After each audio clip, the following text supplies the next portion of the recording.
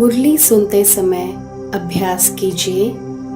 मैं आत्मा godly student हूँ। ईश्वरीय यूनिवर्सिटी में सुप्रीम टीचर शिव बाबा मुझे पढ़ा रहे हैं।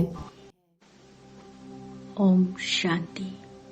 3 फरवरी 2022 के शिव बाबा के मधुर महावाक्य। मीठे बच्चे, सदा इसी रुहाब में रहो कि बाप हमको वापस ले जाने के लिए आए हैं। अब सबको वापस चलना है। पहला प्रश्न, तुम बच्चे इस समय सबसे बड़े ते बड़ा पुण्य कौन सा करते हो? उत्तर, अपना सब कुछ शिव बाबा के आगे समर्पण कर देना, ये है बहुत बड़ा पुण्य। सरेंडर कर पूरा श्रीमत पर चलने से बहुत ऊंच पद मिल जाता है। दूसरा प्रश्न, कौन सी एक नई बात मनुष्यों की बुद्धि में बहुत मुश्किल बैठती है? उत्तर, शिव बाबा जो निराकार है, उसने ब्रह्मा के तन में प्रवेश किया है। वही सबसे बड़े ते बड़ी आसामी है। उनका ही ऊंचे ते ऊंचा पाठ है। यह नई बात मनुष्यों की बुद्धि में बहुत मुश्किल बैठती है। गीत। ये कौन आज आया सवेरे सवेरे के दिल चौंक उठा, सवेरे सवेरे के दिल चौंक उठा, सवेरे सवेरे ये कौन आज आया सवेरे सवेरे। शिव बाबा है आया सवेरे सवेरे के दिल झूम उठा, सवेरे सवेरे के दिल झूम उठा, सवेरे सवेरे। ओम शांति। शिव बाबा बैठकर अपने बच्चों को समझाते हैं।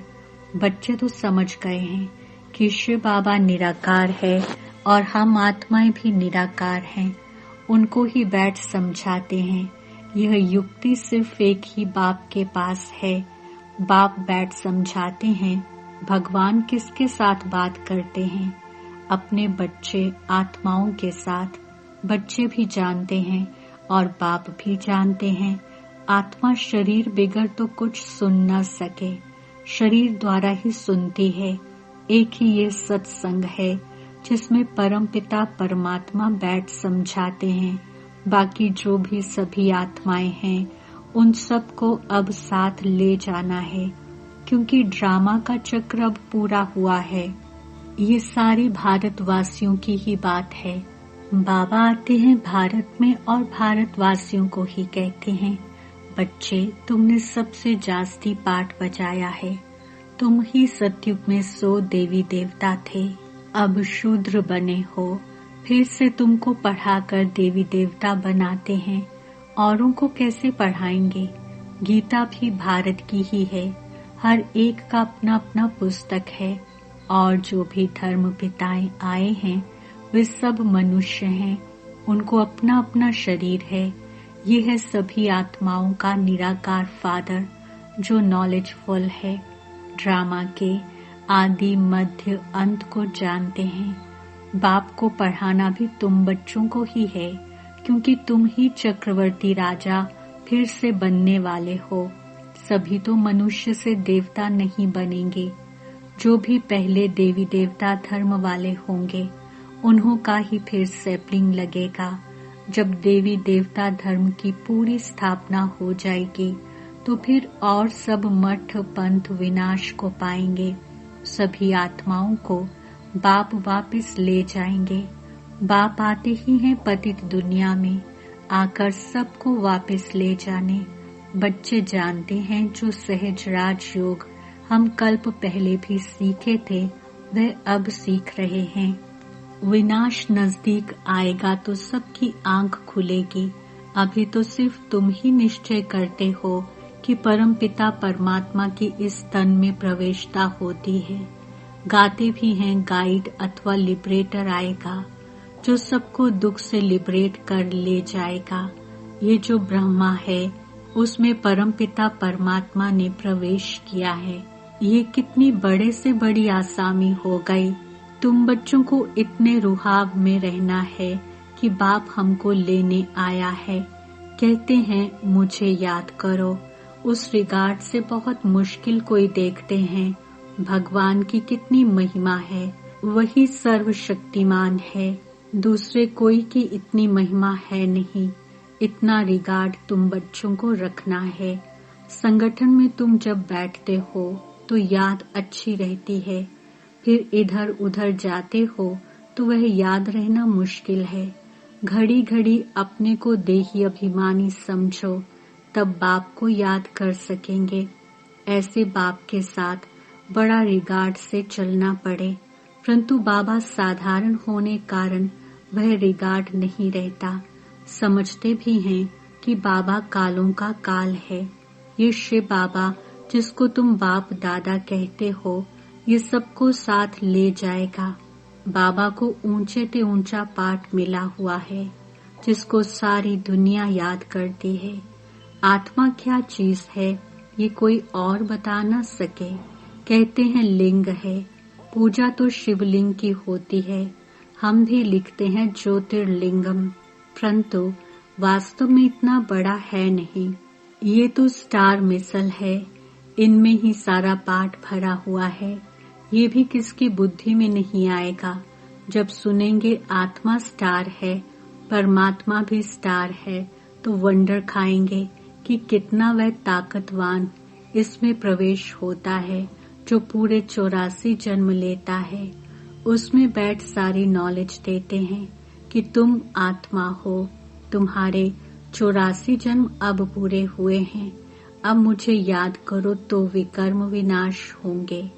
अभी तुम बच्चों को ख्याल में आता है कि आत्मा कितनी छोटी बिंदी है। उसमें 84 जन्मों का पाठ है, जो अपने समय पर एक्यूरेट रिपीट करना ही है। परंतु शिव बाबा का सबसे ऊंचे ते ऊंचा पाठ है। जैसे ड्रामा में राजा रानी को ऊंचा पाठ मिलता है ना, ये भी बना बनाया ड्रामा है, जो रिपीट होता ही रहता है। और तुम बच्चे ये भी जानते हो, तो ऊंचे ते ऊंचे बाप को ऊंचे ते ऊंचा पाठ मिला हुआ है। तुम्हें भी सारे बेहद का ड्रामा बुद्धि में है। बाबा सुप्रीम सोल कैसे साधारण तन में प्रवेश करते हैं। शास्त्रों में तो अर्जुन का रथ घोड़ा गाड़ी बना दिया है। रथ का अर्थ कितना बड़ा है। ये है उनका रथ। परमपिता परमात्मा खुद कहते हैं, मैं इनमें प्रवेश कर तुमको सभी बातें समझाता हूँ। ये ज्ञान की बातें कोई शास्त्र आदि में नहीं है। शिव बाबा ने ब्रह्मा तन में प्रवेश किया है। ये बिल्कुल नई बात होने के कारण किसकी बुद्धि में बैठती नहीं है।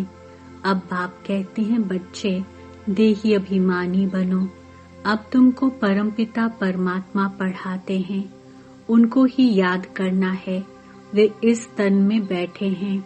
इनको तो तुम दादा कहते थे, ये बाप दादा दोनों कंबाइंड हैं। तुम बाप दादा कह बुलाते हो ना, पहले बाप फिर दादा, फिर ये तुम्हारी माँ भी है। ये गुह्य बातें समझाते हैं। ये है ब्रह्मपुत्रा नदी, ये सागर नहीं है, बड़े से बड़ी नदी इनको कहेंगे। फिर है सरस्वती, तुम हो ज्ञान सागर से निकली हुई ज्ञान गंगाएं। उन्होंने फिर वह चित्र बना दिया है। ब्रह्मपुत्रा कहाँ से निकली ये उन्हों को क्या पता। फिर सिंध सरस्वती का भी नाम है। कुछ न कुछ थोड़ा बहुत शास्त्रों में है। आत्मा ही पावन, आत्मा ही पतित बनती है। शरीर के लिए नहीं कहा जाता है, आत्मा के लिए कहते हैं। इस समय प्राय सभी पतित हैं। शरीर तो किसका पवित्र नहीं, सभी पाप आत्मा हैं। सबसे जास्ती पुण्य आत्मा तुम बनते हो। सब कुछ शिव बाबा को सरेंडर करते हो। ऐसे बहुत होते हैं जो एक एक चीज सरेंडर कराते हैं। लोभ को सरेंडर करो, फलानी चीज छोड़ो। यहाँ तुम जब बाबा के बने तो सब कुछ बाप को सरेंडर करते हो। बाबा फिर एवजा देते हैं, जो जितना श्रीमत पर चलते हैं, सरेंडर करते हैं, उतना उनको दर्जा मिलता है। मुख्य है शिव बाबा को याद करना। शिव बाबा यहाँ आते हैं पढ़ाने। सारा दिन तो इसमें नहीं बैठ जाएगा, सेकंड की बात है। तुम याद करो और आ जाएगा। तुम समझते होंगे कि बाबा सदैव यहाँ है, परंतु ये खुद ही भूल जाते हैं। इस समय बाप खुद कहते हैं, मैं तो सबको लेने आया हूँ। विवेक भी कहता है कि विनाश तो जरूर होना है। अब तो बहुत मनुष्य हो गए हैं, विनाश की खूब तैयारियां हो रही हैं। ये भी तुम ही जानते हो। बाकी और भल कहते हैं विनाश होगा, परंतु उसके बाद क्या होगा ये नहीं जानते। तुम्हारे में भी नंबरवार जानते हैं कि बाबा आया है, राजधानी स्थापन हो रही है। हम भी बाबा के साथ सर्विस में मददगार हैं, कांटों को फूल बना रहे हैं। भक्ति मार्ग वाले तो बाप को जानते ही नहीं। अगर कहें कि शास्त्र पढ़ने से परमात्मा से मिलने का रास्ता मिलता है तो पहुंच जाने चाहिए, परंतु बाप कहते हैं वापस कोई भी परम धाम गया ही नहीं है। कई समझते हैं नई दुनिया फिर नए सिर उत्पन्न होगी। अनेक दुनिया में मत मतांतर हैं। बाप कहते हैं ये सब असत्य है, सत्य बोलने वाला एक ही बाप है। कहते हैं सत श्री अकाल मूर्त। सभी आत्माएं अकाल मूर्त हैं, तो सत श्री अकाल एक है, बाकी सब हैं असत अर्थात झूठ। सत्य ज्ञान की बातों के लिए कहा जाता है। ईश्वर के लिए जो ज्ञान देते हैं वह सब झूठ। गॉडली नॉलेज एक गॉड ही आकर देते हैं। तुम बच्चों को याद रखना है कि ये ड्रामा पूरा होता है, अभी हमको वापस जाना है। जैसे नाटक की जब पिछाड़ी होती है तो एक्टर्स समझते हैं अब नाटक पूरा होगा, हम सब घर जाएंगे। हम सब एक्टर्स हैं तो हमको भी नॉलेज का पता होना चाहिए कि अब बाकी थोड़ा समय है, बाबा आया है, हम सभी आत्माओं को ले ही जाएगा, परंतु कब ले जाएगा ये नहीं बताते हैं, क्योंकि ड्रामा है ना, अचानक ही सब कुछ होता रहेगा। जितना हो सके औरों को भी ये समझानी देनी है। वे इतना नहीं समझते हैं कि ये राइट है, परंतु कहने वाला जरूर समझते हैं, तब तो कहते हैं ना। तुम बच्चों को समझाना है। हद के बाप से तो जन्म जन्मांतर वर्षा लेते आए हो, अब बेहद के बाप से वर्षा लो। तीर उन्हों को लगेगा जिन्होंने कल्प पहले लिया होगा। तुम बच्चे घड़ी घड़ी याद करो, तो अब हमको शांति धाम घर में जाना है। गवर्नमेंट के सर्वेंट 8 घंटे सर्विस करते हैं, तुमको भी 8 घंटे तक ये याद की यात्रा बढ़ानी है। अंत में तुम 8 घंटा इस सर्विस में रहेंगे, तब ही पूरा वर्षा लेंगे। सब तो नहीं कर सकेंगे, भल कोई जोर से पुरुषार्थ करते हो, परंतु फिर थक जाते हैं। मंजिल बड़ी भारी है। तुम बच्चे जानते हो कि बाप को सभी आत्माओं को ले जाना है। कभी कभी इस ब्रह्मा को भी ख्याल आता है कि बस अब तो सबको वापस ले जाना है। बाबा के संस्कार इनमें भरते रहते हैं। ये भी पुरुषार्थ ही है। अब खेल पूरा होता है, सबको वापस जाना है।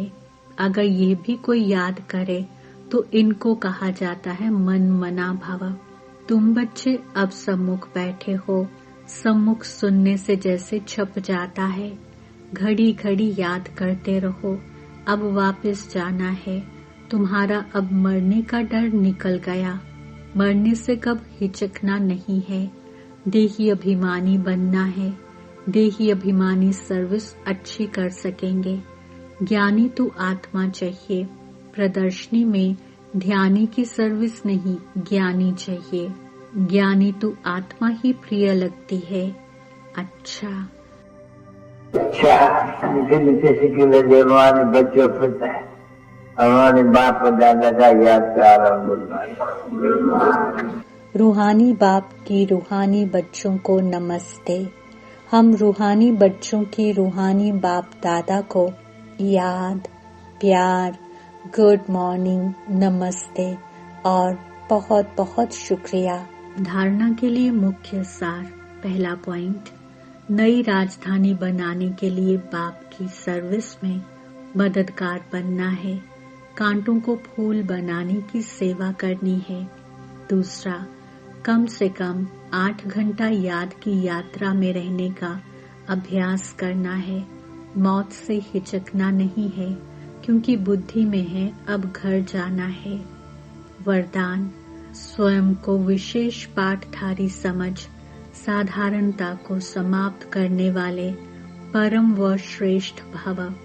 स्पष्टीकरण, जैसे बाप परम आत्मा है, वैसे विशेष पाठ बजाने वाले बच्चे भी हर बात में परम यानी श्रेष्ठ हैं। सिर्फ चलते फिरते खाते पीते विशेष पाठधारी समझकर ड्रामा की स्टेज पर पाठ बजाओ। हर समय अपने कर्म अर्थात पाठ पर अटेंशन रहे। विशेष पाठधारी कभी अलबेले नहीं बन सकते।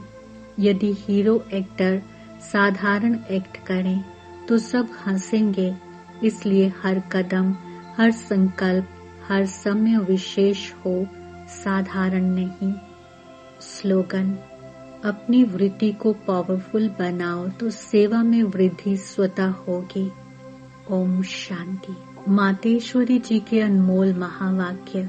विषय, निरंतर याद अर्थात लगातार याद रहे।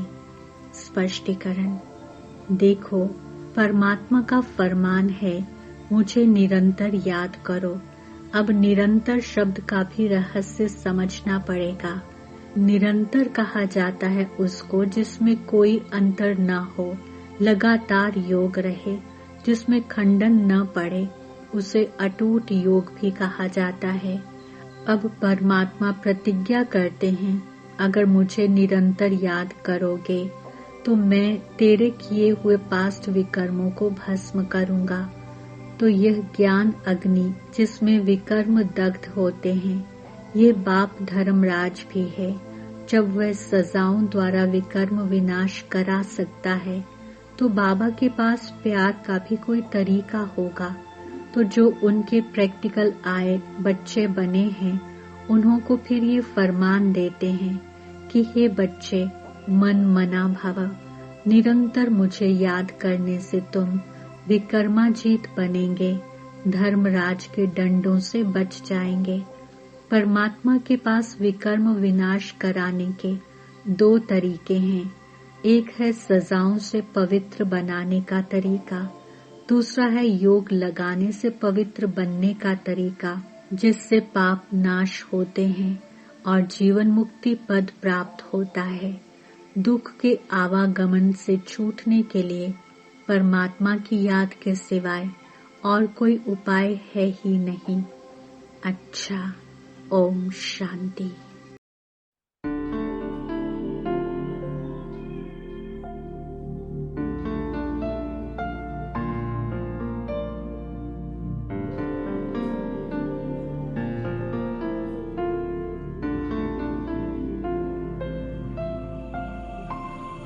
नैनों से छलके प्यारो बाबा, नैनों से छलके प्यार, पाए है सुख संसारो बाबा, पाए है सुख संसार।